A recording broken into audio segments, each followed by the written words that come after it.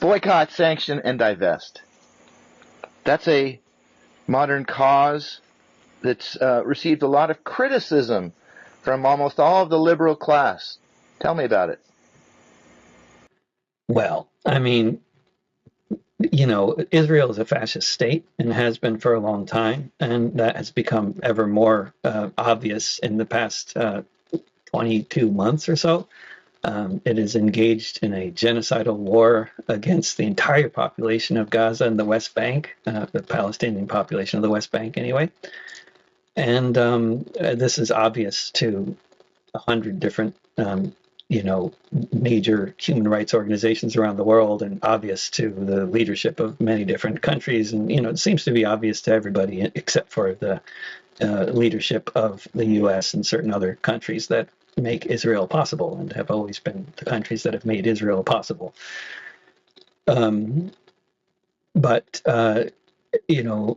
We should not be having anything to do with genocide, and it behooves all people that care about people to stop trading and selling arms and giving money to Israel.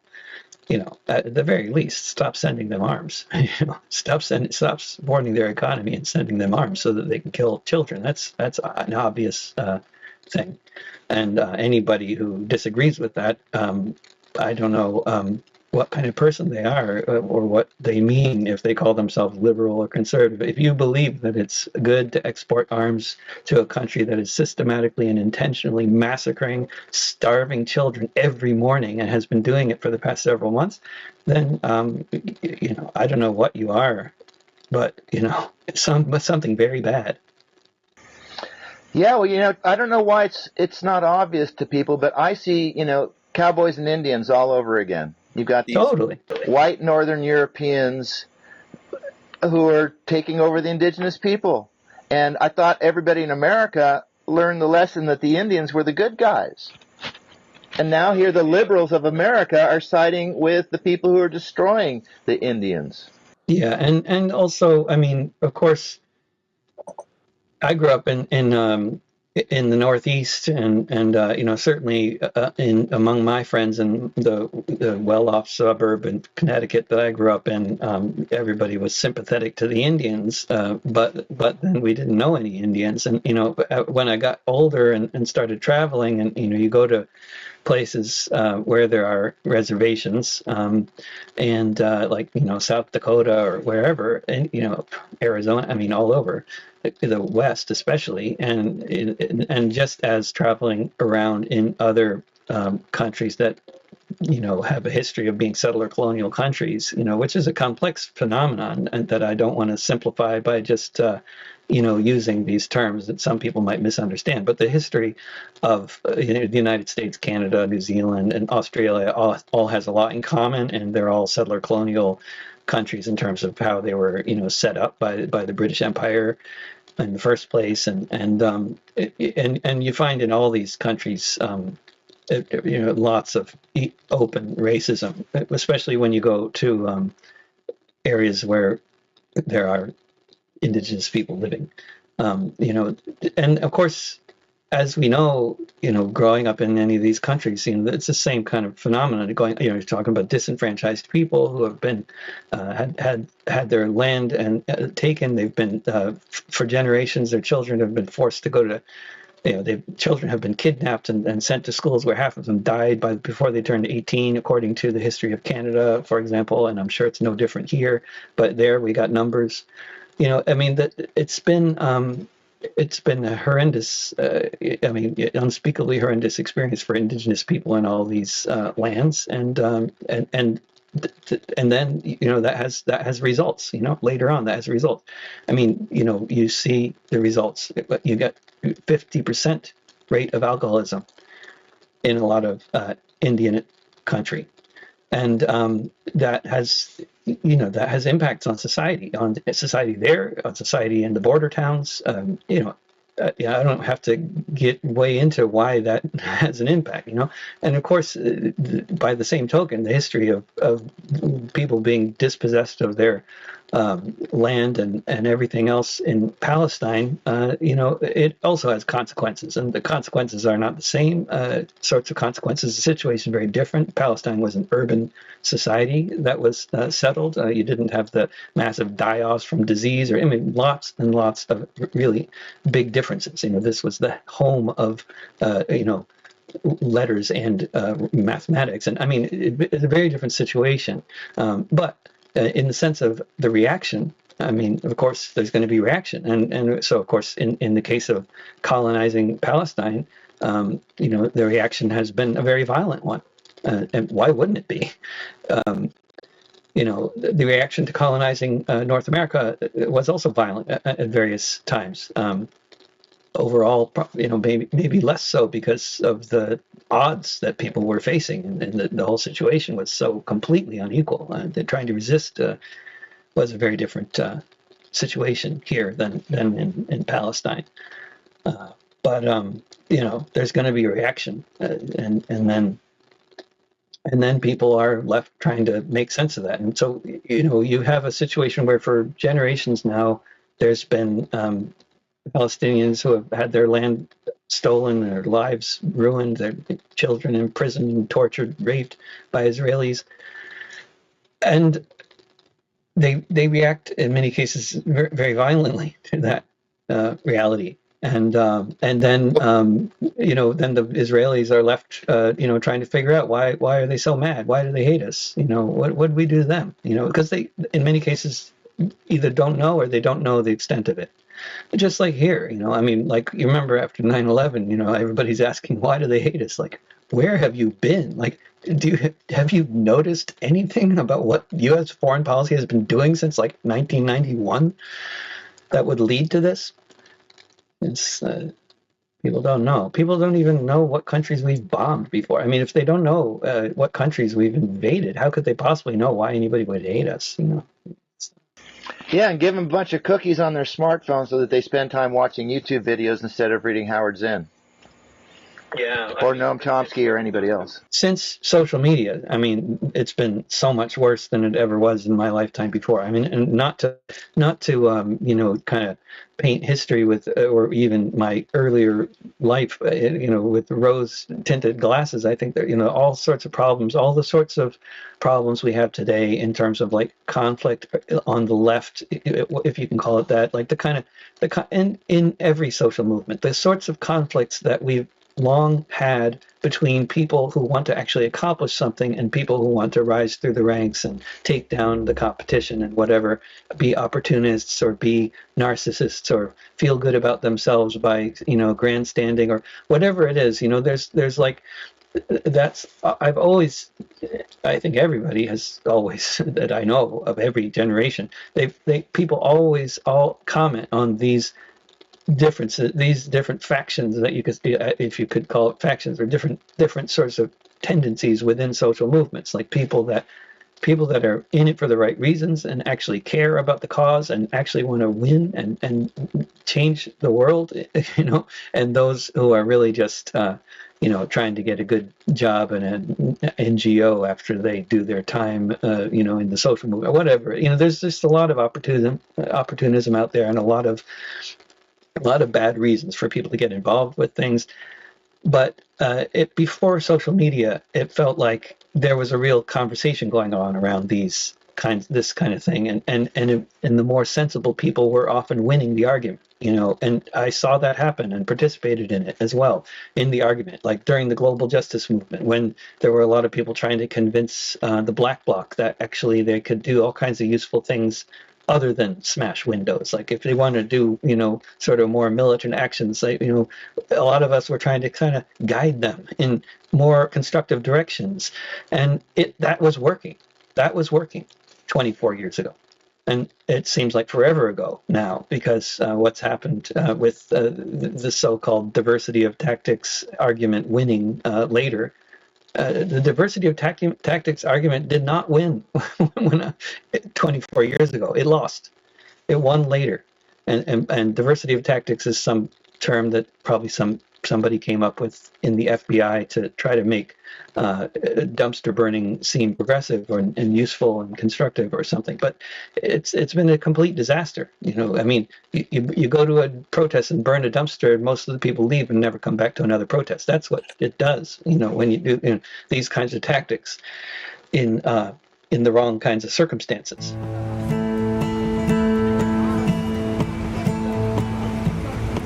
It's happening now, like it has before, at the universities in a time of war.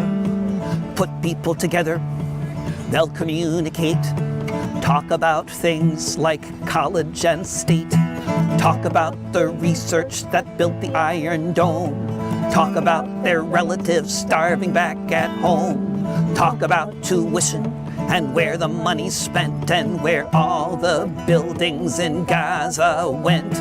Wake up each morning and the headlines say how many hundreds of Palestinians died today, how many thousands were killed in the past week. People get together, people speak.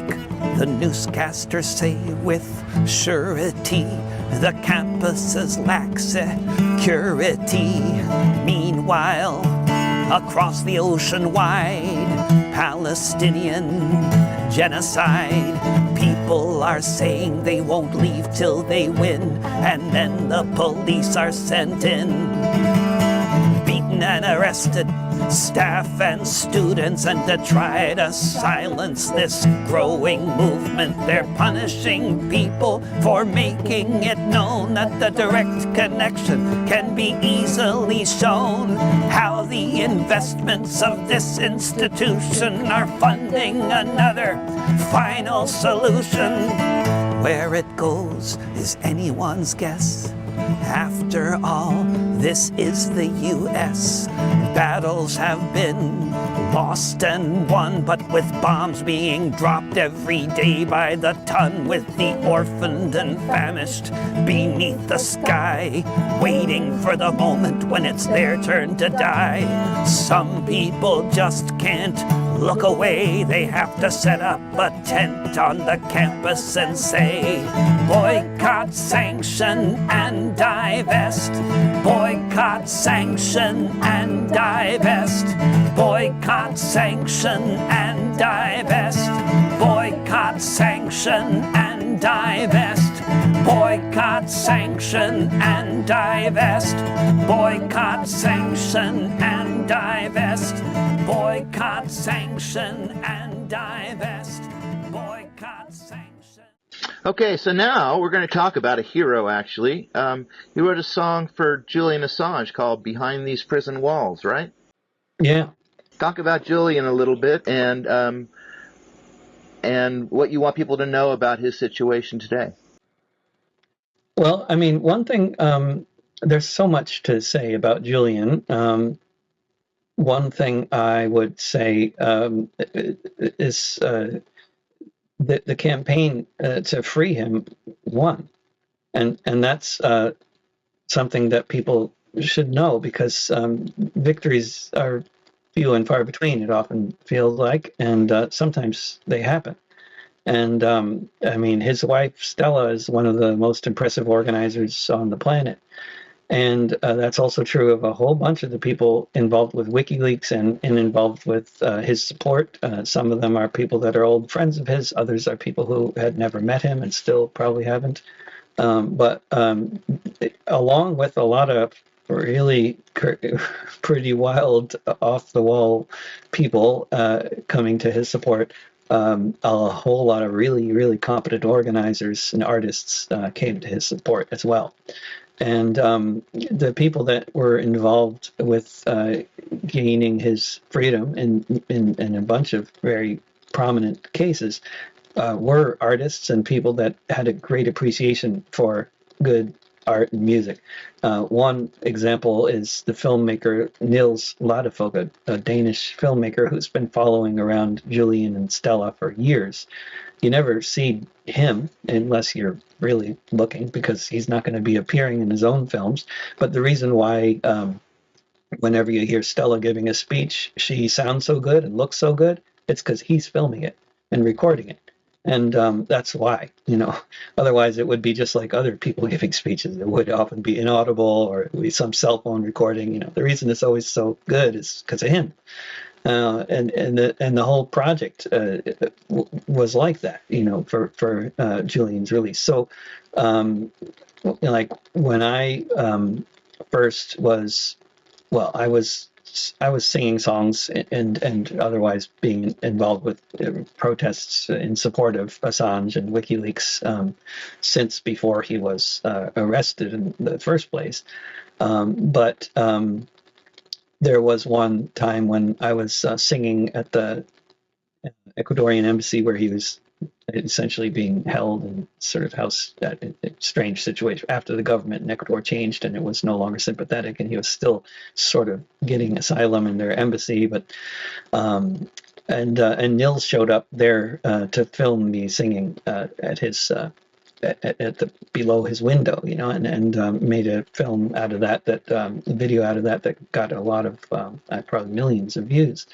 And that's the kind of thing that he was doing all the time. So, and he'd collaborate with people to get the views, And in the case of the song Behind These Prison Walls, that was just one of several different really impressive collaborations between me and Nils and other people to create what were essentially, music videos that were not necessarily, sort of being promoted as such, but that's what they were, and so after it was about a year after that he had filmed me at the Ecuadorian embassy that I was coming back to London, and I just contacted Nils and said, well, while I'm in London, do you want to do something? Like maybe we film something in front of Belmarsh where Julian had just been taken to the prison.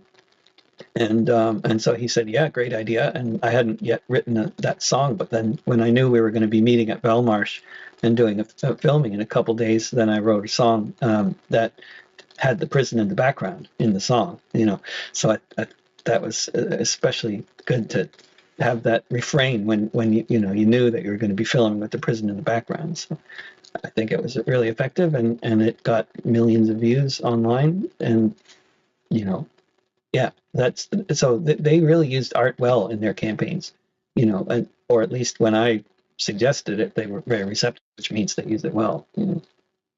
Yeah, the video is really stark. Kind of reminds me of how I feel when I listen to Pink Floyd's The Wall. It's just it's a beautiful film and very moving and a great song. Thank you.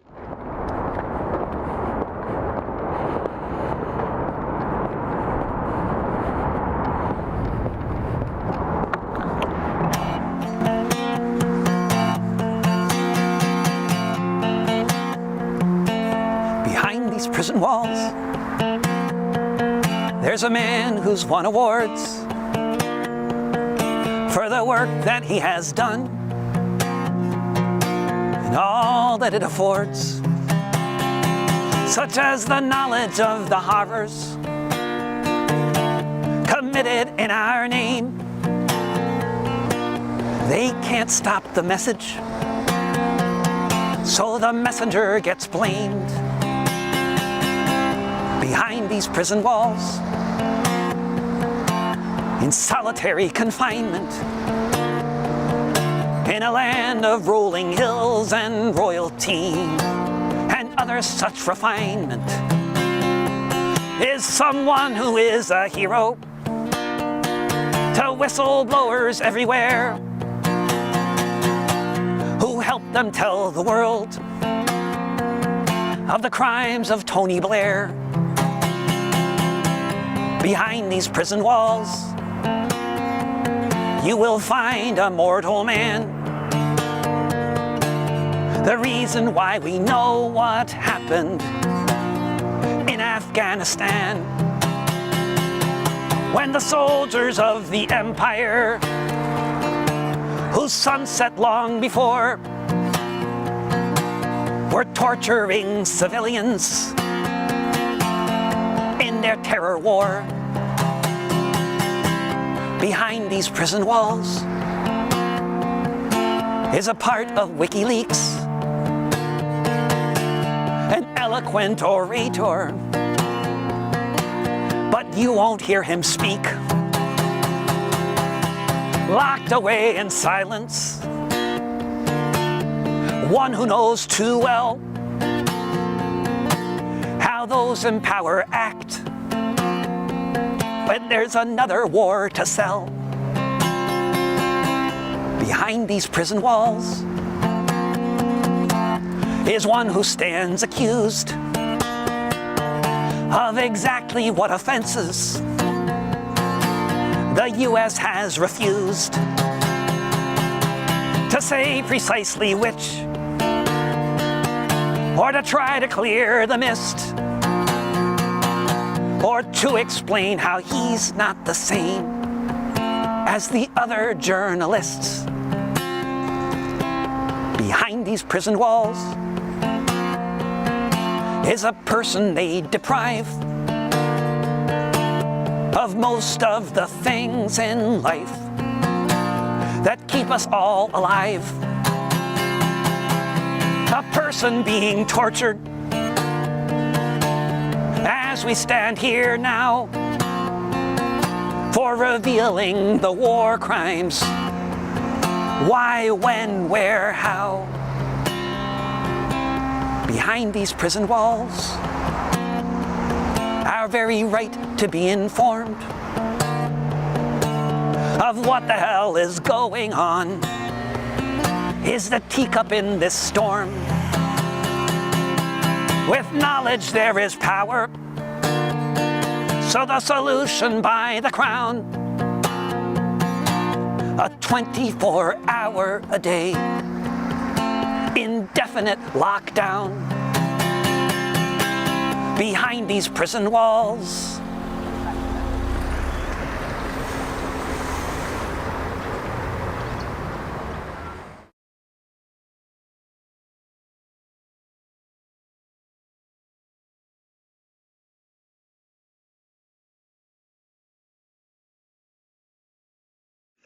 So the next one is Tunisia, 2011. Oh my gosh.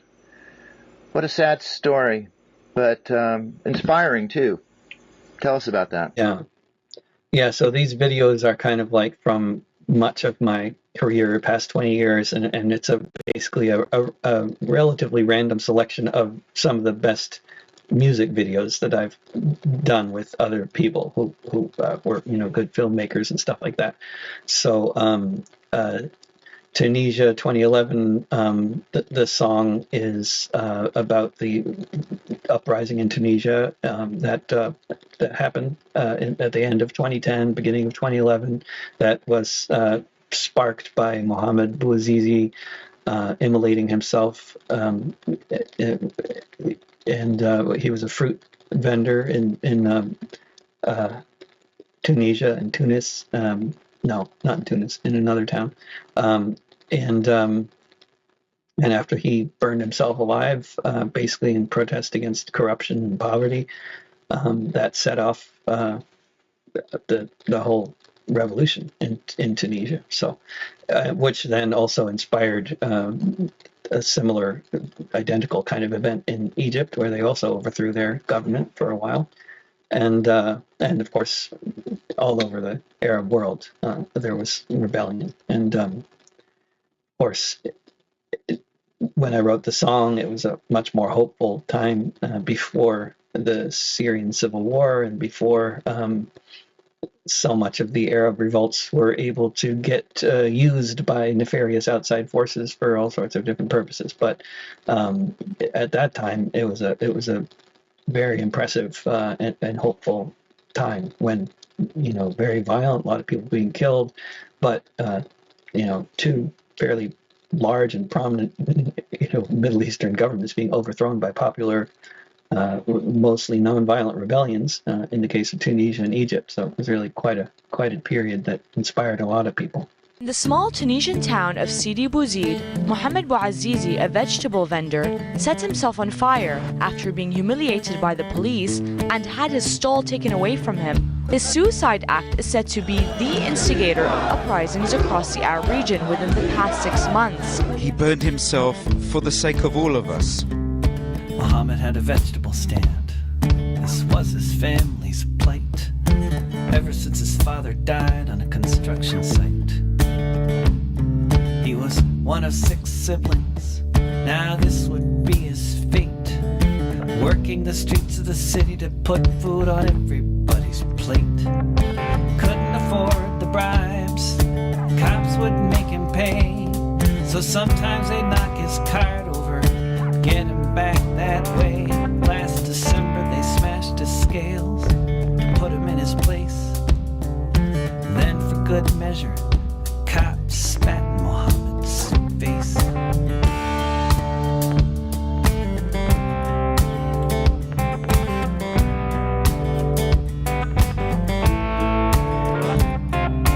Went to see the governor, maybe there was something he could do. Word came from on high, we don't talk to people like you. Mohammed Bouazizi, and I was living on a wire.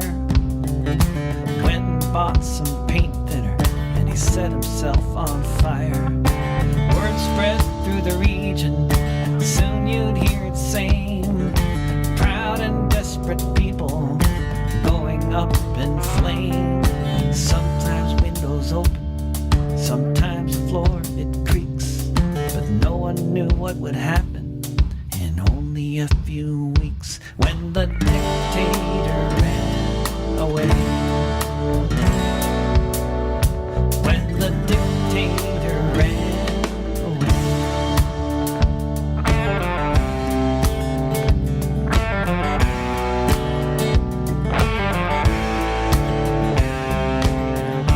Tried to hold a march for the immolated dead.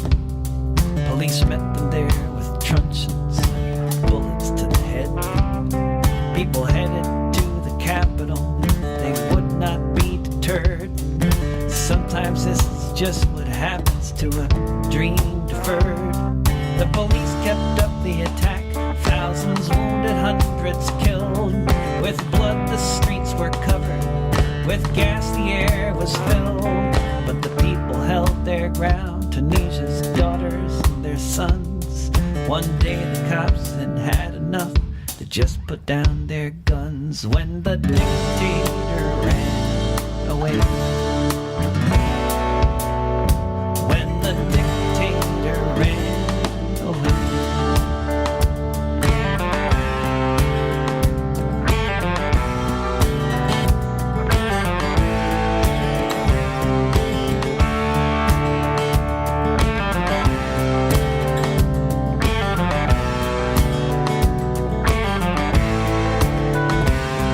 Now someone had to deal with this rebellious riffraff, so Ben Ali called a meeting of his chiefs of staff.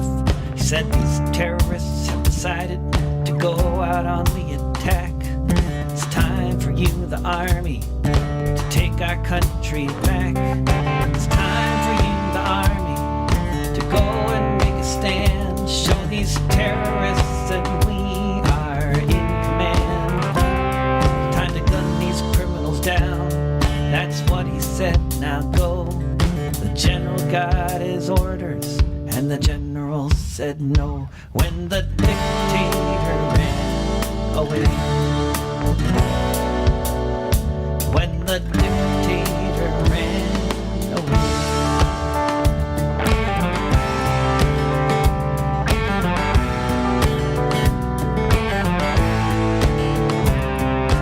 Ben Ali got in a plane, tried to go to France, but he was a hot potato, so he did a little dance.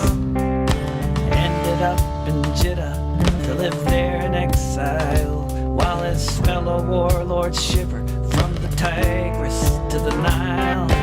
All across Arabia, you can hear them talk and sing. Those who dare throw off their shackles, let's shout, let freedom ring. Where we'll be by next year is for anyone to say. Many will recall where they were on the day when the dictator ran away. When the dictator ran away.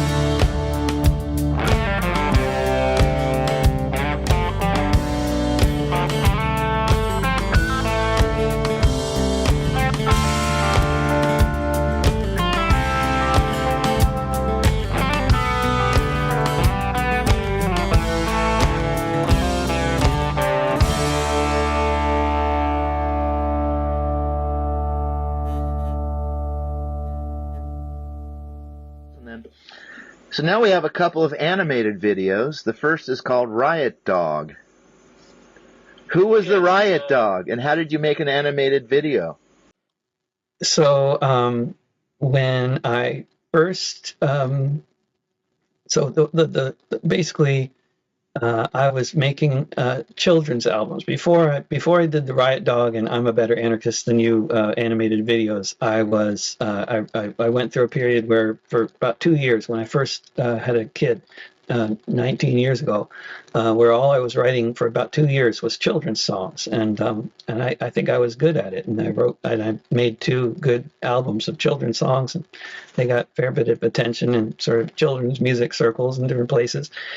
But then I went back to writing my normal sort of songs about massacres and stuff, and haven't written a children's song since. But it was 2 years where that's all I was doing, and I was trying to sort of break into the children's music market. And so basically, and that was a time where I had, well, it was before Spotify started their free tier, so I was making about twice as much money selling CDs, compared to since Spotify. So I had actual disposable income to work with occasionally, and the CD projects were often, I was spending many thousands of dollars every year, sometimes over $10,000 in a year to record a CD every year, and you make that back pretty quick after a little touring and selling all those CDs. That's all in the past. I miss it, but it was during that kind of flush period of financial well-being when I hired the animator after making a great album that I spent $12,000 recording. I hired the animator, who worked for so cheap that it's barely actually, the term hired is very, I'm not sure if it's quite the right term, but anyway, I spent thousands of dollars on getting these videos made. If he was being paid by the hour, it'd probably be about minimum wage, but he made some great videos for the children's songs. And then later I got him to make 2 more animations, one for Riot Dog and one for I'm a Better Anarchist Than You. And I first discovered Bjorn Magne Stustdal, the animator from Oslo, Norway, because he made an animation of Cows with Guns when Dana Lines first put out Cows with Guns, and that animation was just fantastic, as I'm sure you've seen it.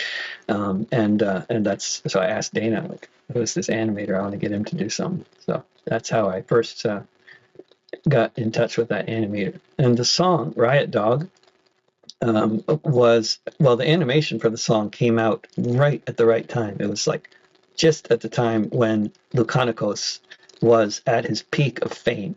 And Lukanikos was, in many different countries at many times in history, there are legendary dogs that participate in protest movements. And Lukanikos was one of those. And at the time where there were massive protests against the banks and against the European capitalists and everybody else in Athens and elsewhere in Greece, it was like a daily thing with thousands and thousands of people in the street, tear gas all over the place, riot cops, military cops, and really quite a crazy scene for years in Athens. And I went there on several occasions during that time. It was just madness as soon as you get out at the airport. It's like, how does this country even stay together? They're having riots just constantly. Police everywhere, all the time, heavily armed, guarding every building. It was just, I've never been to such a, outside of Israel, I've never been to such a militarized place as Athens was at that time. But whenever the protests would start around there, there would be Lukanikos, and nobody even seemed to know where he lived. Apparently he lived with an elderly couple, and they would just let him go out, and he'd go join the protests, and he'd come back at night. But during the day, where he was hanging out with the protesters, and he became famous with the international media, actually, because he'd often be just the one. There'd be like a cloud of tear gas, and all the protesters would be lined up on one end, away from the tear gas, but Lukanikos would just be right in the middle of the cloud of tear gas, like barking at the cops. He died quite young as a result of complications from all the tear gas, actually. But yeah, while he was alive, he was fearless, and also even known to play fetch with the tear gas canisters, so that bring him back to the line of the cops and that kind of thing. So that, all sorts of I think he bit a police's shield once. I mean, these are the sorts of incidents that made him especially famous. People loved him in Greece. Wow, that's great.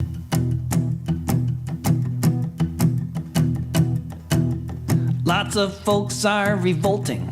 They've had enough of this shit. The rich are getting richer. They're saying, that's it. But with Luke, it's different, that's clear. As he emerges from the fog, let's hear it for Lucanicos, the riot dog. It's a fight between people, but he is no pawn. He knows exactly which side he's on. In the machine of capital, he is no cog. Let's hear it for Lucanicos, the riot dog.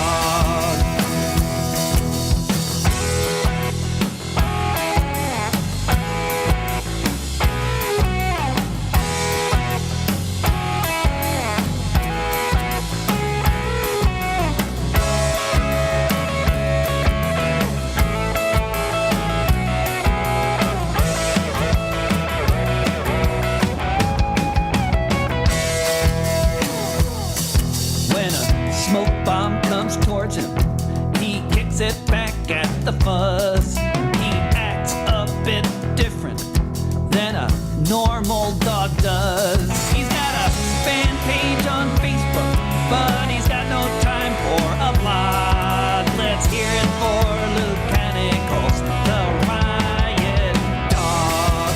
Let's hear it for Lucanicos, the riot dog.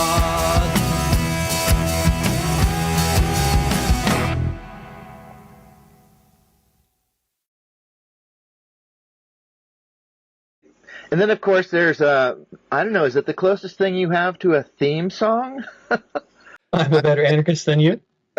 I mean, it has become a theme song, and I'm just, it's really like one of those songs that, I mean, probably the song I've written that has become most well known is probably St. Patrick Battalion, about the Mexican, the Irish who fought for Mexico in the Mexican-American War, and that song has been covered by bands all over the world, and especially in Mexico and Ireland, and it's the most downloaded song, I think, on the various platforms. But I'm a Better Anarchist Than You is right up there with St. Patrick Battalion as far as number of streams, and it's always in the top 5 on Spotify on my Spotify page. And I think that is just such a wonderful. I mean, when you look at all the songs of mine that are the most popular on Spotify, I think all of that, it's such a positive commentary on humanity that these are the songs that they particularly identify with. I mean, songs like St. Patrick Battalion, which is all about international solidarity and sticking up for, making terrible sacrifices to defend those being invaded by a greater power. And this, I mean, that's a beautiful sentiment that people identify with so viscerally all over the world. And also with I'm a Better Anarchist Than You, the fact that it is anarchist oriented, some often anarchist identified young people who are the ones who love this song the most. It's the very people that I'm making fun of in the song, the very people who are friends with lots of people for whom every verse of that song is descriptive. They are the ones who like that song the best. And I think that is a real positive commentary. And this is even in the age of social media. That's when the song was written. It was post-Facebook. Around 2007 or so I wrote it. So, I mean, even with all the crazy talk that happens on social media about, identity politics and all that, people still identify with that song, and they still like it. It's a very funny song. I don't drive a car because they run on gas, but if I did, it'd run on biomass. I ride a bike, or sometimes a skateboard, so fuck off all you drivers and your yuppie hordes, sitting all day in the traffic queues. I'm a better anarchist than you. I don't eat meat, I just live on moldy chives or the donuts that I found.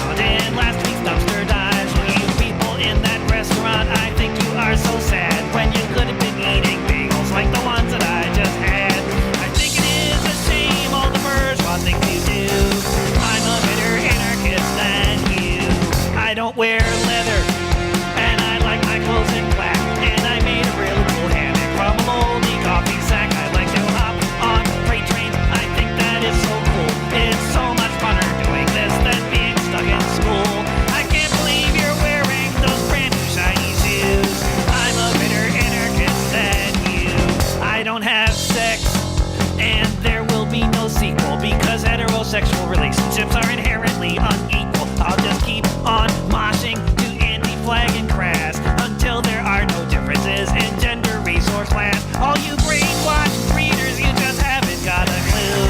I'm a better anarchist than you.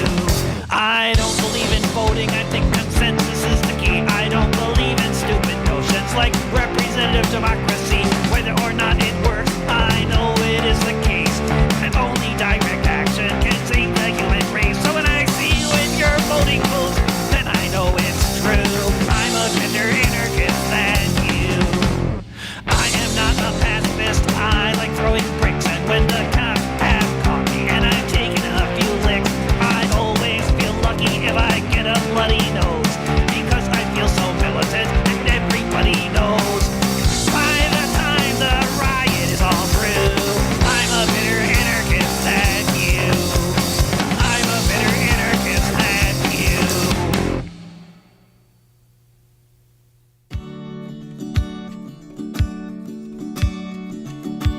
My name is John Riley. I'll have your ear only a while. I left my dear home of Ireland. It was death, starvation, or exile. And when I got to America, it was my duty to go and enter the army and slog across Texas to join in the war against Mexico. Well, it was there in those pueblos and hillsides that I learned the mistake I had made. Part of a conquering army with the morals of a bayonet blade. So amidst all these poor dying Catholics, screaming children, burning stench of it all, myself and 200 Irishmen decided to rise to the call. From Dublin City to San Diego, we witnessed freedom denied. So we formed the St. Patrick Battalion and we fought on the Mexican side. So we formed the St. Patrick Battalion and we fought on the Mexican side. We fought neath the green flag of St. Patrick and blazoned with Adrin Gobra, bright with the harp and the shamrock, and Libertad para Mexicana. Just 50 years after Wolftown and 5,000 miles away, oh, the Yanks called us a legion of strangers, and they can talk as they may. But from Dublin City to San Diego, we witnessed freedom denied. So we formed the St. Patrick Battalion and we fought on the Mexican side. So we formed the St. Patrick Battalion and we fought on the Mexican side. We fought them in Montemoros, where their volunteers were raping the nuns. And Monterey and Cerro Gordo, we fought on as Ireland's sons. We were the red-headed fighters for freedom amidst these brown-skinned women and men. Oh, side by side we fought against tyranny.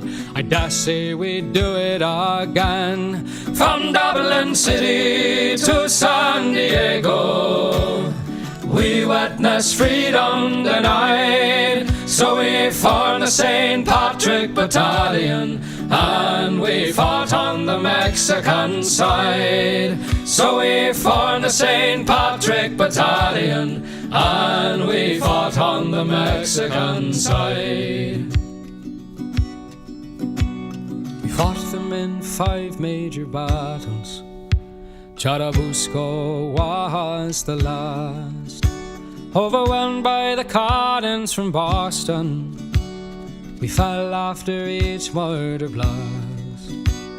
Most of us died on that hillside in the service of the Mexican state. So far from our occupied homeland, we were heroes and victims of fate.